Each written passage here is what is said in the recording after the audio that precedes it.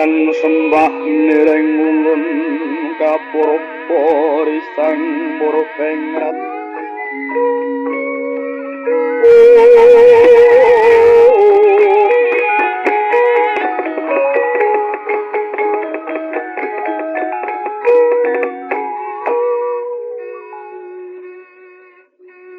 Suwa harep tata pitana waning negari pundita kang kae kuwadidasa Purwa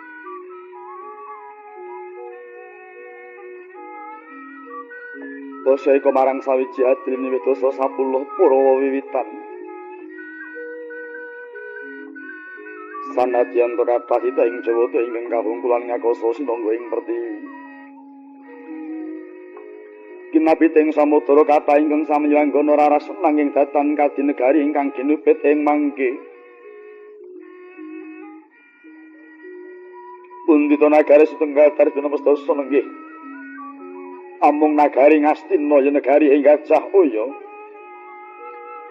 ya gajah ahwaya ya gajah uya ya liman benawi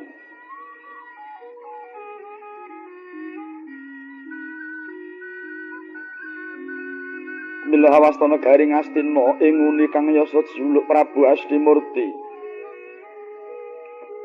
gajah uya gajah ahwaya gajah uya liman benawi Sakderenge dumadi Prajayakti papan ing kono duk kunane tilas kedhatoning Dewi Panggo.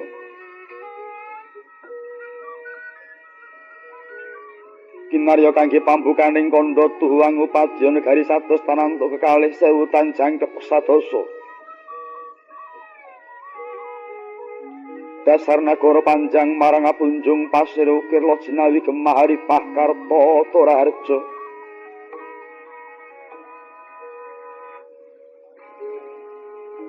Panjang dawa pocapane punjung luhur kawibawane pasir samudra ukir gunung tuhun negari nguraken pagunungan ngiringaken benawi nengenaken pasawahan ngayunaken bandaran gedhe loh tulus kang sarwati nandur dadi jinawi murah ingkang sarwati nuku Gemah kathahing para jalma ngamonca ingkang samiya wis mlebeting praja katingal jejel pepet aben cukit tepung taritis. Papan wiyar katingal rupak iya awit saking raharjaning praja.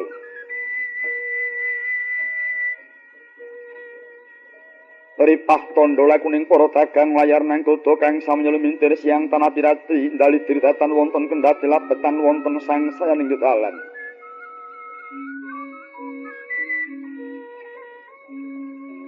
Karta tandha kawula padusunan samiya hayem tentrem atine mungkul pangoleng tetanen. Pitik wentan wonten sinancangan wanci awan bareng pangonan surupe ngareka wangsul marang kandhange dhewe-dhewe.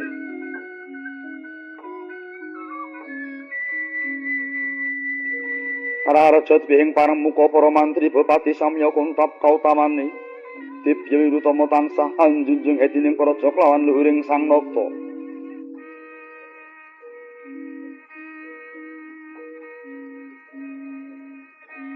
Dasar nagari Ngastina gedhe obore padhang jagate dhuwur kukusi adoh marang kuncarane tur kasusura ing manca praja datan mitungaken negari kanan kiri kang samiya sumuyut sangat yanto tanah sabarang kathah ingkang samiya sumawita panlinawan bondo yuda omong kayung yen pepoyaning kautaman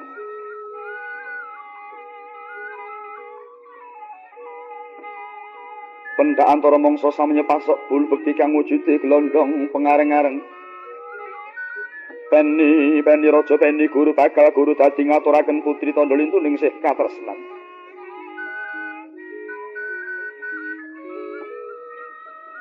Wenang dinucapno jujuluk ing sang nata ingkang ngregani praja. Dadi juluk Prabu Duryudana.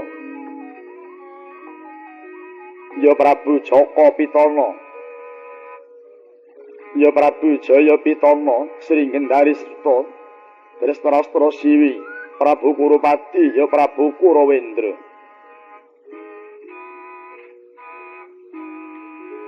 Mila jejuluk Prabu Duryudana pranyata nata rasa ing pamuja Jaka Pitana duk nalika taksih jejaka sampun mengku negari Jaya Pitana Ratu dadi mustikaning para prajurit Anggendari Suta Sanata yoganing Dewi Gendari.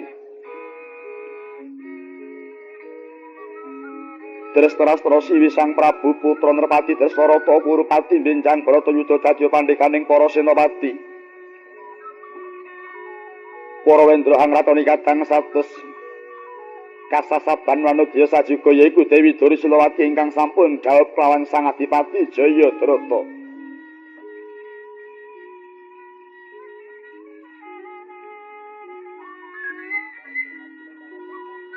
Nalendra Ngastina Mahamektani Wita Dharma Hita Sara Hita Sama Hita nlire karmelah kapanditan remelah pangadilan semelah kaprajuritan marastiring tata krami. Narendra Guna ing aguna tan nyendak gunaning jalmi luhur datan ngungkul-ungkuli handap tan kasoring sesami. Lalapetaning sanata paring sandang wong kawudan awet pangan wong kaluwen tulung teken wong kalunyon maluyake wong sakit kinarya suka sagung para kang nandhang prihatin. Sarta ngasta sama bidadana denda lampahing pangadilan nindakaken dana siasat nire datan ampau kapini. Jerwes leres kapidana datan mamiwigih ringa-ringa sanadyan to santana miyang raga pinatrapan ing pamisesa. Narendra Mahamektar Budi Bawa Leksana lire perbudi angganjar ngula wisuda. Bawa Leksana apa ingkang kadhawuhake datan kenging tetep kelampahan. Lamun to ginunggung luhuring sang nata lan wiyaring jajahan kaya saratri datan wonten pedhoti pinunggal kang amur ing kawisinigeg.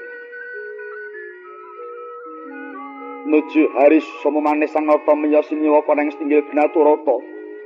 Lenggahaning dampar denta pinalipiting kancana pinanting nawarna kagelaran permadani sinebaran sari-sari Ginandawita lisah cepat kasturi.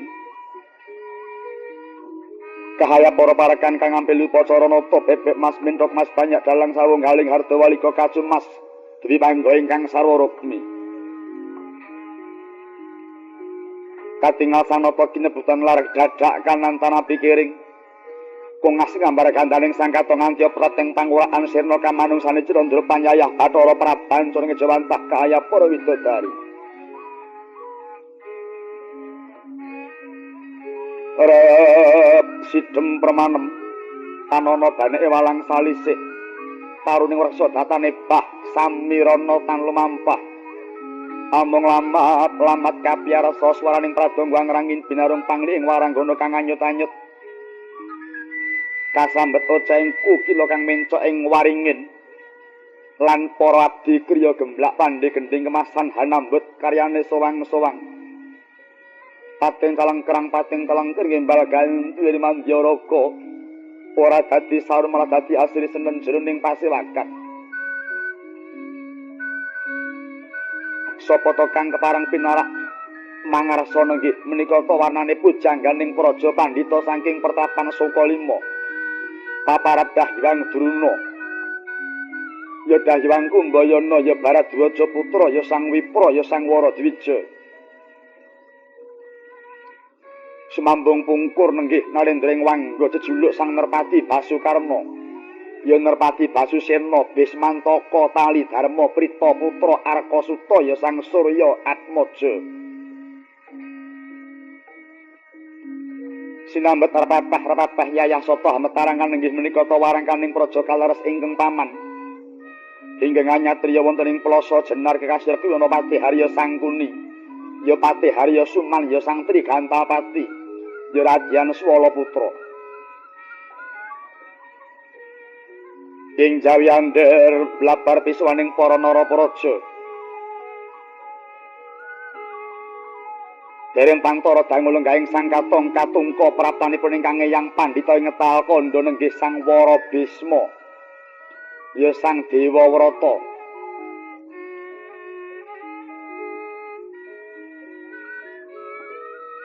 Tumedhak miring setinggil minyak Prawadya kang sami seba sigra kapapak ing wayah Prabu Duryudana linenggahaken jajar mungging pasewakan teka mangkono wijiling pangendika ingkang dereng kawiyos ing lesan.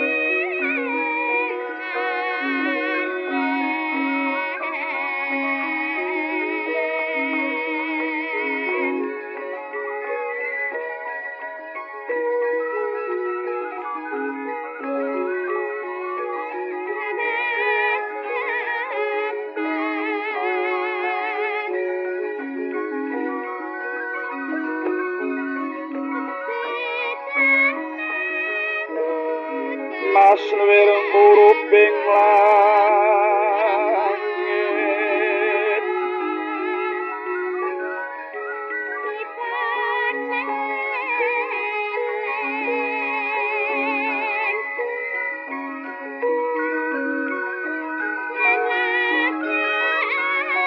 yang sarawanane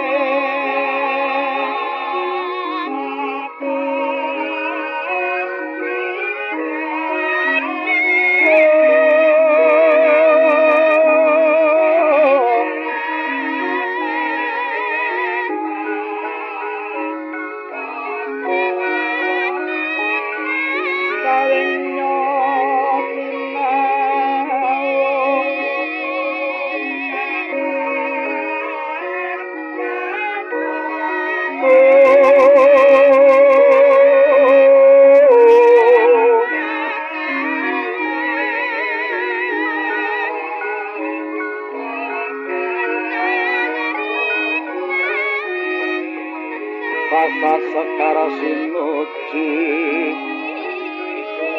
Kungyan Banuwati Lanoko Duryudono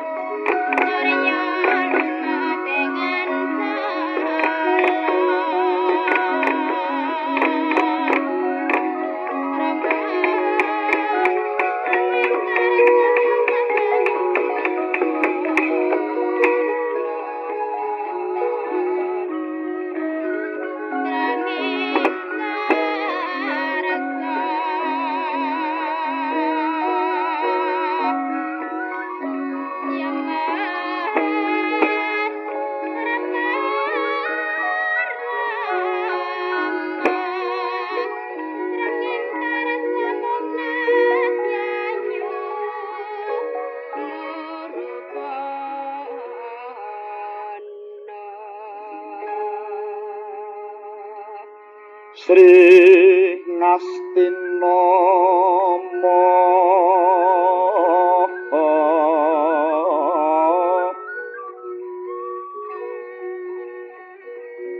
Prabu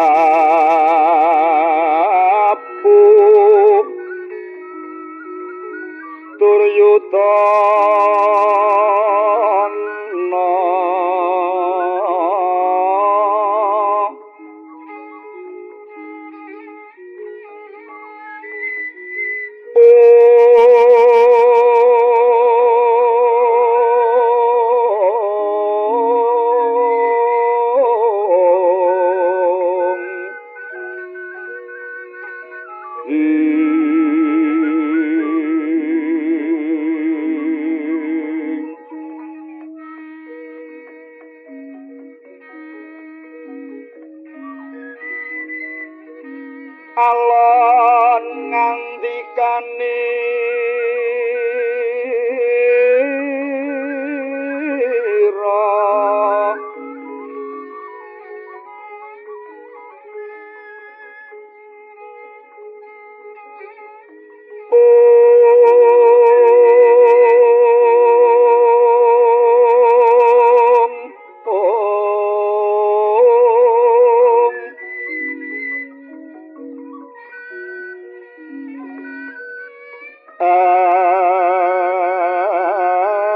Ariningsun Warakotara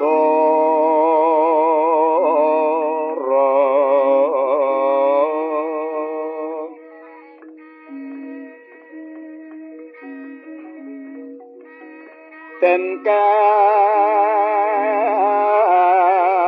paring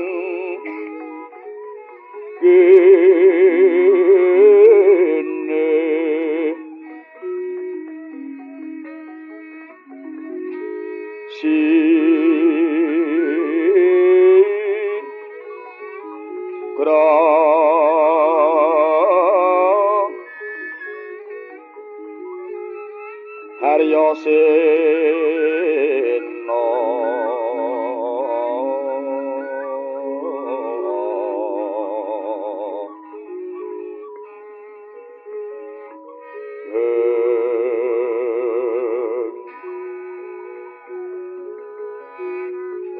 Hanjucuk kahyuang turun nori saksana mangenjali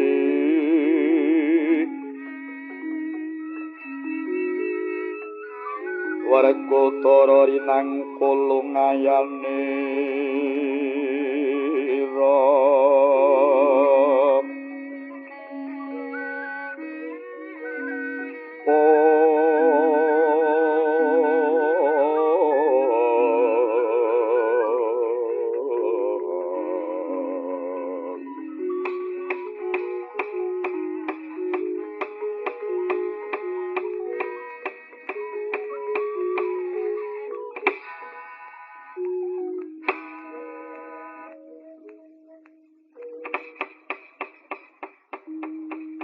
Yata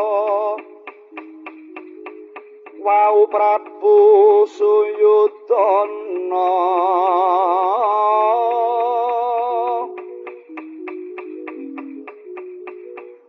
ngandika winara ing semu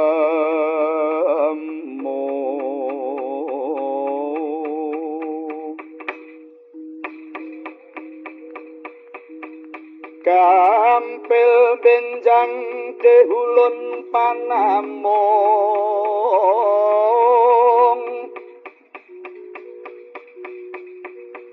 hamundi sabdan jengrama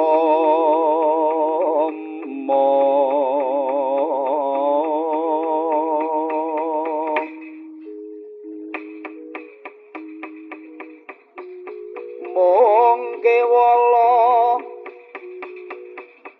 rinembak rumuhun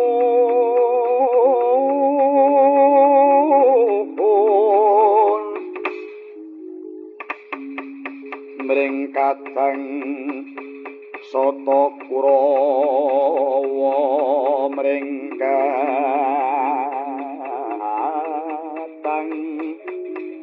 Sata Kurawa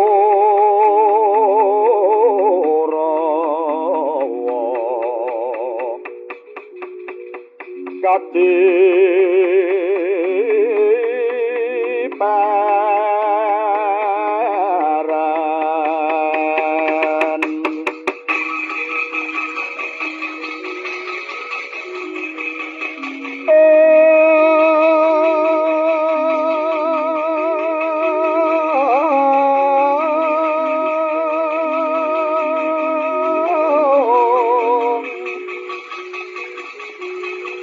Net marga kang yogya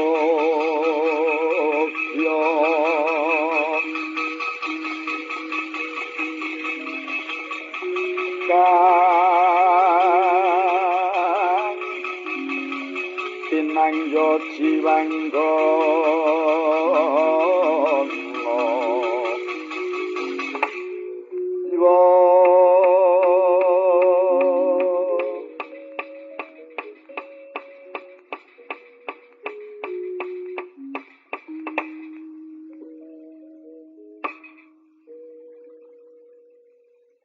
Nun Sarawuh Paduka kagi Premban ing ngetal kondo wayah Paduka kula ngaturaken pasgahan panakrami Permagi mugi konjuk wonten sahandhap pepadanipun Paduka kagi Premban ing ngetal kondo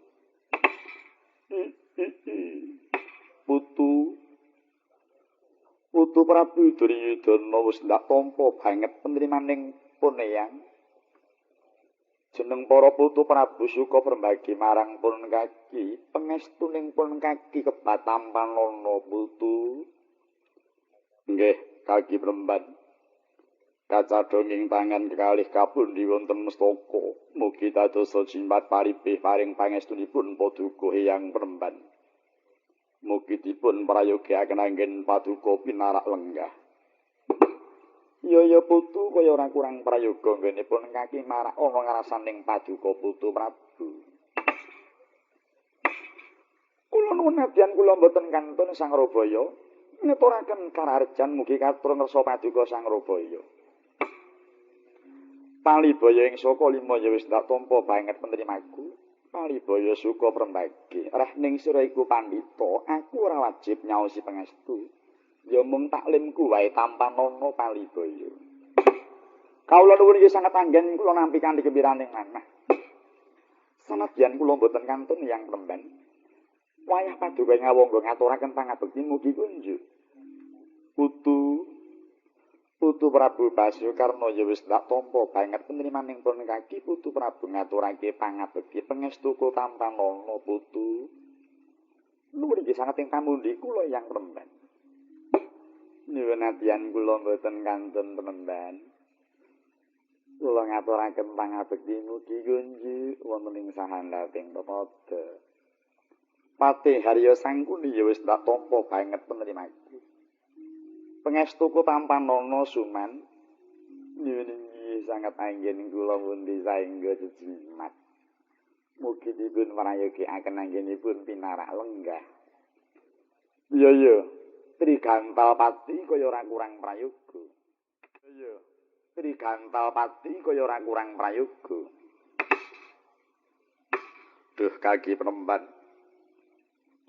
Yayah ron langking hanya nyadang tumuruning riris satemah kejawan ing mangsa labuh hasreping manah kula. Dupi kula nampi dhateng praptanipun paduka kaki penemban. Sasampunipun sarta telenggah daya-daya wayah paduka nyuwun keterangan. Wonten wigatos ingkang pundi keparingipun rawuh paduka kaki penemban. Putu Prabu Praptaning pun kaki ana ngarsaning paduka Putu Prabu kang sepisan mertuwi marang kayiwanan paduka sumarambah para kula wangsa ing Ngastina.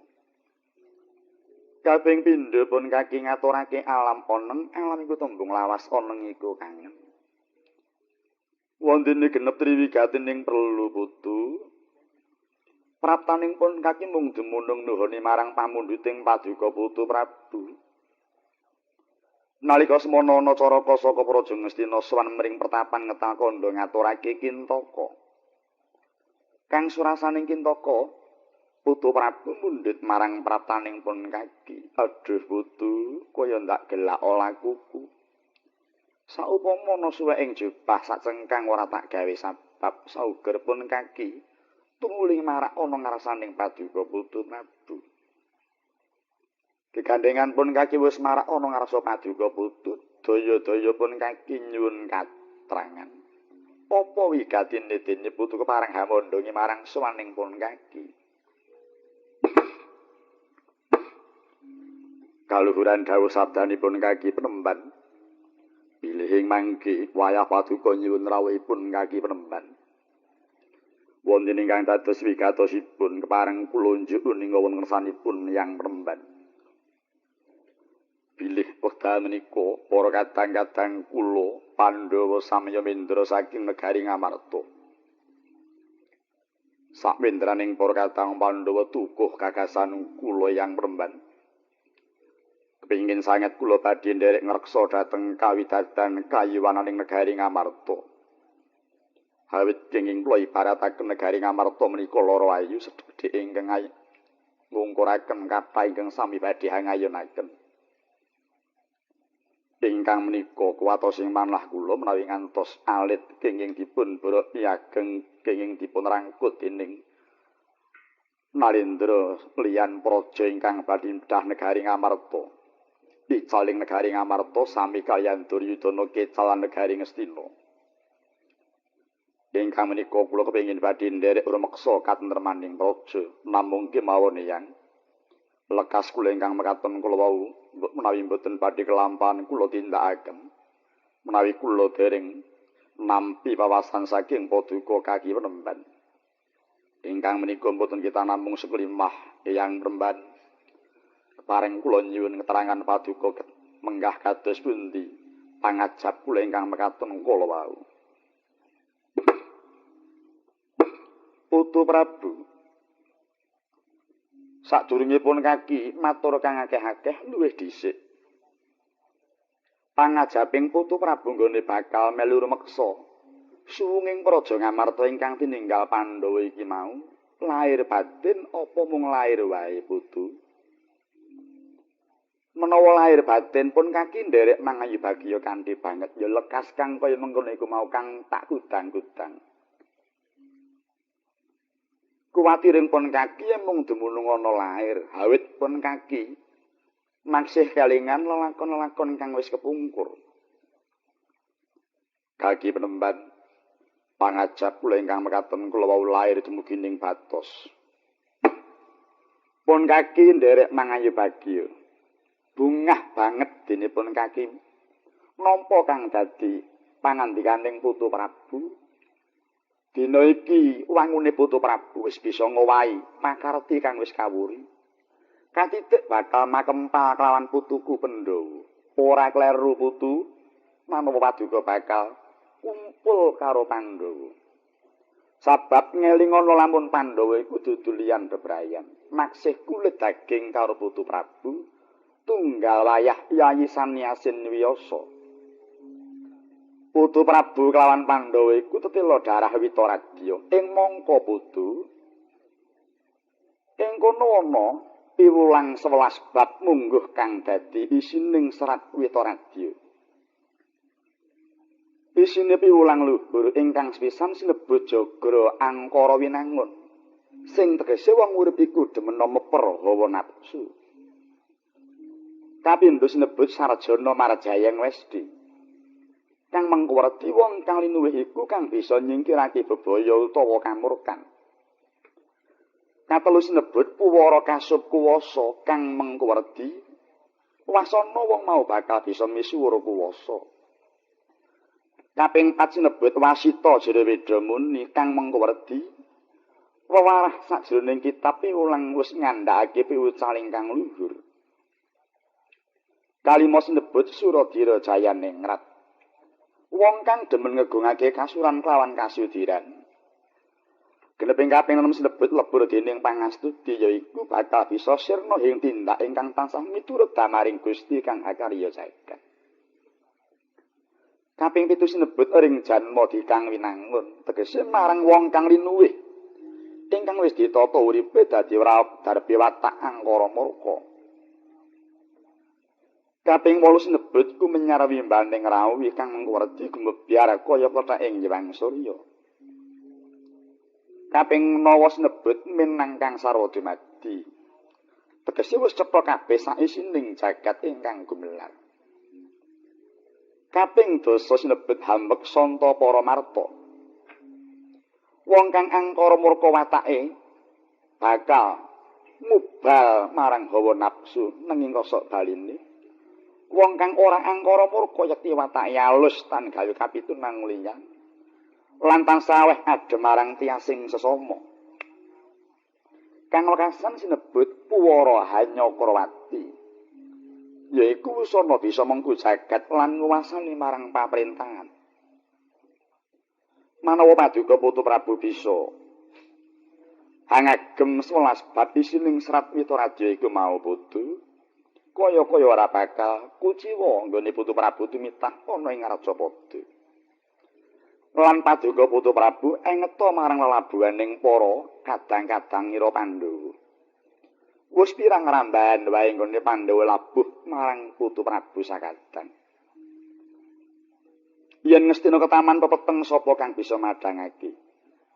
Ya mung para putu-putuku Pandhawa. Wiwit jaman geger Surya Kencanan, Prabu Surya Kencana nglurug menyang Praja Ngastina. Sapa sing bisa mbalekake? Ya mung kadang-kadangira Pandhawa. Jaman Prabu Tugu Wasesa semono uga. Ya mung Pandhawa kang bisa nyingkirake.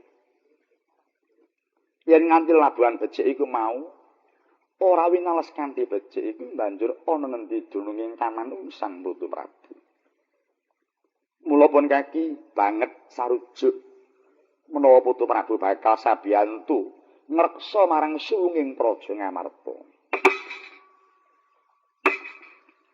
Kaluhuran dawuhipun yang peremban dados sampun mangestoni anggen kula badhe ngreksa dhateng suwunging praja. Putu Prabu iya. Nanging Mara tumuli Putu Prabu menduta pirsa marang para paran para negara. Awit sakabehing pakarti iku luwih prayoga lamun kamusyawarahake luwih dhisik. Menawi mekaten kaprayogiaken pinarak lenggah kula badhe wawan sabda kaliyan Bapa Durna. Ya Putu, kaya ora kurang prayoga. Nuwun mangke Dapa Pemban Gawan Durna. Kula nuwun wonten dawuh sinuwun. Amijipun Bapa ing saka lima. Kaparing kula nyuwun keterangan saking Bapa Penemban. Menggah kados pundi pengajap kula anggen kula badhe ngreksa negari Ngamarta ingkang nembe katilar para kadang Panduputra. Bapa Penemban menapa inggih nyarujuki. Oh, lole sama rantedut ning dumpul warna dadi alas. Beleguduk manyar-manyar. Allah. Nggih sinuwun. Kados kejugurukan ukir sari kebelaparan samudra madu bingamah pun bapa sareng kula nampi dawuh paduka ingkang sinuwun. Kula sarujuk kanthi sanget bilih paduka badhe kempal kalian para anak-anak kula Pandhawa. Tetep paduka nuhoni kekudanganing guru. Awit paduka kalian Pandhawa menika murid kula. Menawi boten saged rukun ingkang pikantuk awon sanes paduka nanging malah gurunipun. Dipun wastani menawi kula menika guru mboten saged ngrukunaken kaliyan siswa. Mila nggih. Kegancangan kemawon sampun ngantos wayu dinten mangke mindak lajeng owah gingsir penggalianipun. Sakmenika ugi monggo kula dherekaken ninggal rawuh dhateng negari Ngamarta, ngreksa suwing negari Ngamarta. Ih syukur mangayi pagiyos kedhi jumurung. Kakang Narapati ngawunggo pareng kula inggih nyuwun dawuhipun Kakang Narapati. Kula nuwun inggih Nyai Prabu. Bilih kepareng paduka ing mangke badhe makempang kalian para kadang Pandhawa kanthi srana ngreksa suwunging praja Ngamarta. Duh Yai. Para kantong ngawung ugi nyarujuki kanthi sanget. Kanthi lekas mekaten kala wau saged ngenteng-entengi jejibahanipun ingkang neraka. Reh kula menika dados senopati praja. Inggih kanthi manunggal paduka kalian para kadang Pandhawa. Ing mriku boten badhe kelampahan wonten peperangan ing antawisipun para kadang-kadang kula Kurawa dalah para kadang-kadang kula Pandhusiwi. Ngaturaken sanget agenging penuwun. Paman Harya Sengkuni kepriye wawasaning Paman Patih. Kula nuwun inggih. Keparengan kula munjuk atur. Mesti kewala atur kula menika mangke benten kalian sanesipun. Awet ngemuti setinggil menika ingkang tos Kurawa namung paduka kaliyan kula. Dasaripun kula menika dados warangka. Wonten bebasan saening curiga winengku dening warangka. Sinuwun menawi paduka badhe kempang kaliyan Pandhawa kanthi srana ngreksa suwunging negari Ngamarta, kula babar pisan boten sarujuk.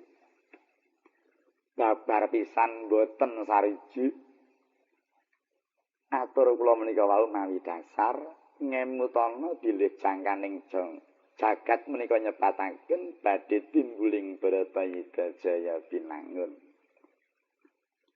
Isining Bharatayuda yudaning Pandhawa kaliyan Kurawa. Dados menawi paduka mangke badhe ngreksa negari Ngamarta menika sami kaliyan ngemuli macan galak. Kirang prayitnanipun badhe saged mangsa dhateng paduka piyambak. Malah kula marayogiaken mumpung wekdal menika Ngamarta suwung Pandhawa mboten wonten. Langgeng marayogi sinuwun kepareng tumuli utusan dhateng senopati ning negari. Bedah negari Ngamarta karang kutha dados tunggal kaliyan Ngastina. Wibawaning wibawa Nalendra menika mboten kados menawi kathah jajahanipun menika sinuwun. Putu keparengipun kaki ngetake sekabehing wong kang bakal darbi kekayuhan luhur iku pancen akeh godha pangrencanane. Mongko godha pangrencana kuwi ora mung timbul saka kodrat. Ora mung timbul saka liyan bebrayan, yen perlu malah timbul saka kulawarga dhewe. Malah abot ing abot ora kaya yen godha mau timbul saka kulawarga. Mula pawitane kudu sing sentosa lair batining Paduka Putu Prabu, aja nganti gampang klebon kawruh gugon-gugon. Awit kawruh gugon-gugon kuwi ora timbul saka kodrat, nanging timbul saka akal pakar kene menungsa walaka kang mung dumunung golek klimising lambe mlendhuting padarane dhewe. Mula putu den sentosakno penggalianing Putu Prabu kang darbe jiwa luhur iku mau. Oh inggih, Gar. Kula nyuwun kanthi sanget anak Prabu sampun ngantos Malang tumoleh anggen paduka kathah gegayuhan. Mugi dipun muligakaken sawiji. Dipun lajengna kepareng paduka Pati Kempang kaliyan Pandhawa. Mboten wonten tunanipun paduka kaliyan Pandhawa. Sampun sinuwun. Menawi paduka menika mangke Kempang kaliyan Pandhawa mboten urung benjang dados mengsah. Pasa wangsulipun menawi paduka wekdal menika saged bedah negari Ngamarta. Menika sami kaliyan saged ngringkihaken dhateng kekiyataning para Pandhawa. Lagi colawan sabda Orkang sumewa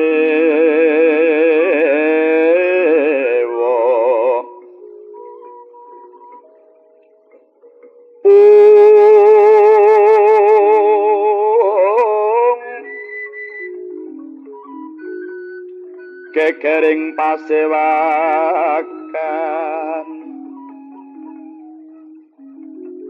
kathah samyonarka wonten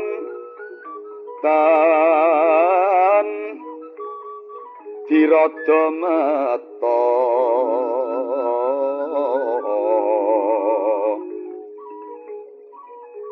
pedhot king wantilan saweneh anarka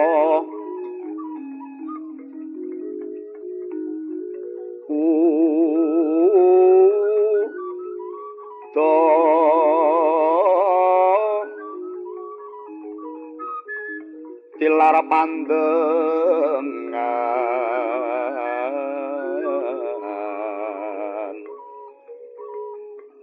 Gles nindya mantri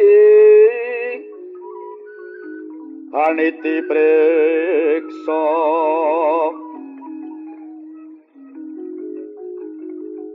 karunaning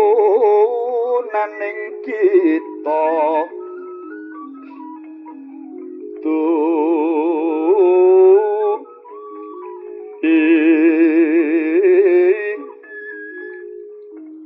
wosuning engkati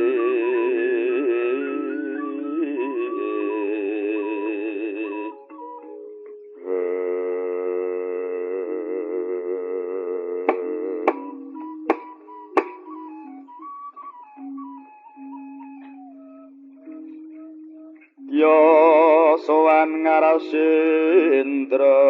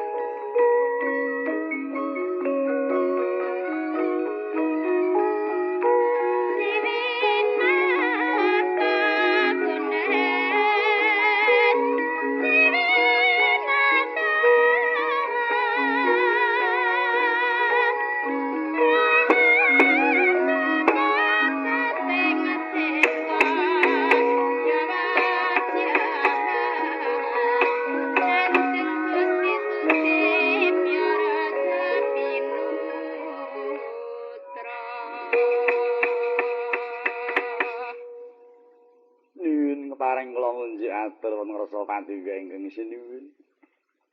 Punapa paman geger njaba.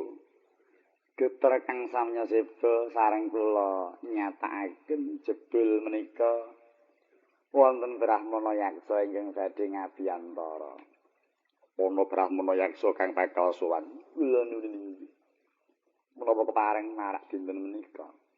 Ya ya paman, ora enggal parpakono kinene enggal marak ingsun duga nampa. Ih badhe dados atur. Hanjrah ingkang puspita arum.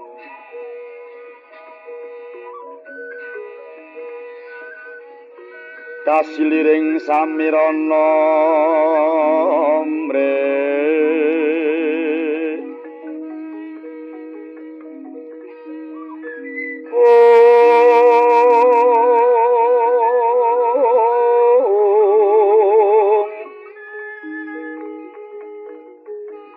sekar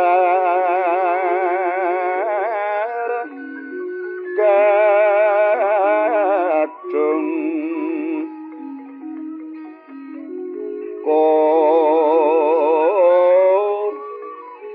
ngas gandanya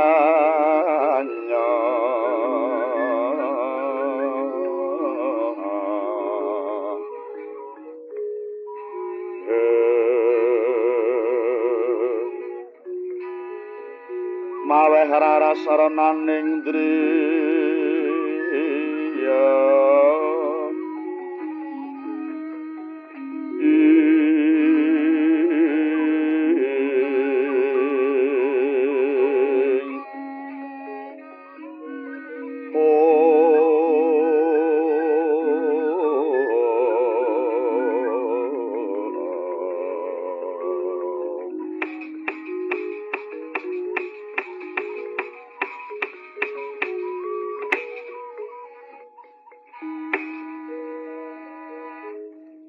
Raden Patih Harya Sangkuni wis pinanggih kalian Sang Brahmana Yaksa.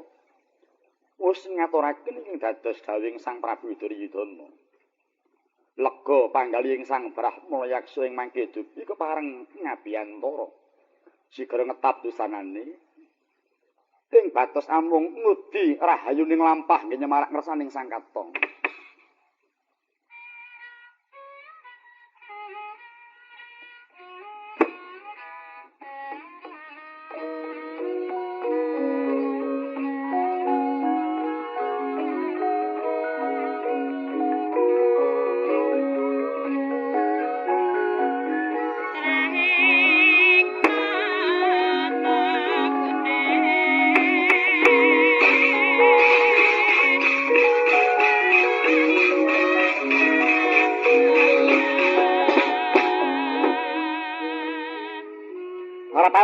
Repepeh Pindasata minggah krama.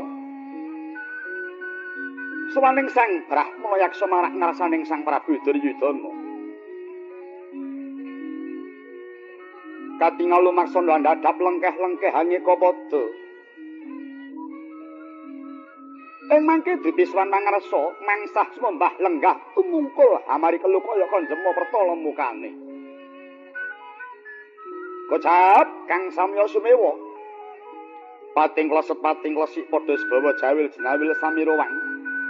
Ing batos sami ngudaraos apa baya wigatin ana Brahmana Yaksa kang marak ing stinggil. Kadada enggalih Prabu Duryudana sigra ngawe dhateng prapaning Sang Brahmana Yaksa kaya enggal-enggal kadangu dening Sang Katong.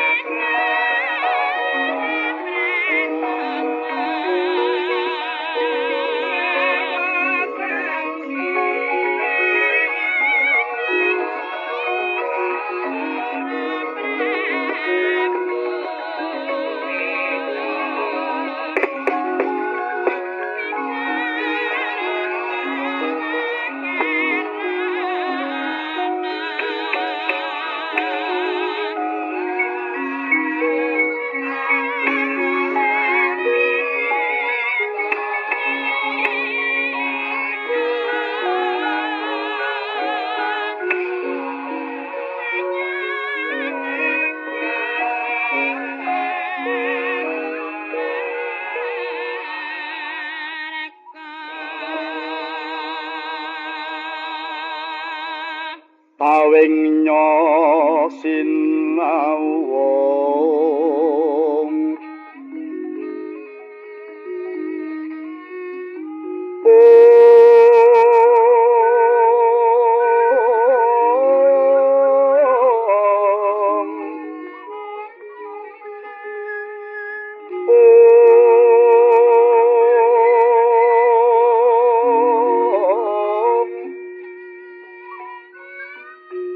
sasat sekara sinuci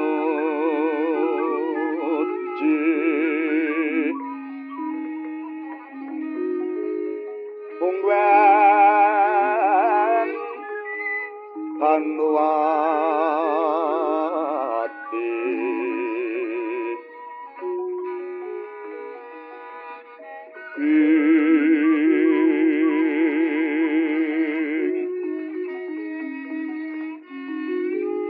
Iwan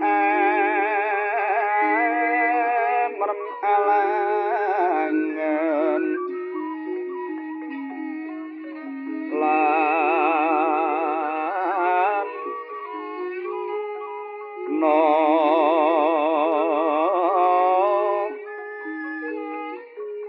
tatur yutana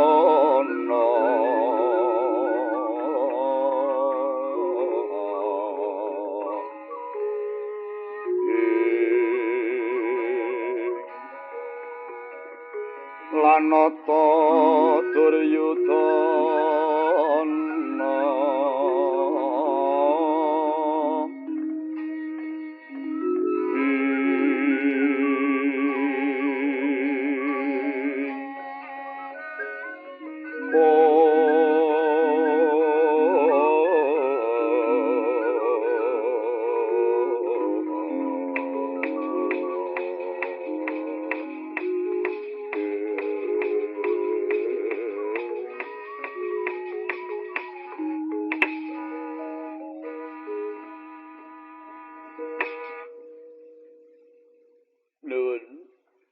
Pamit pasang Kalimantapi sinabeda nyiloduni kalepato ing tulah manu.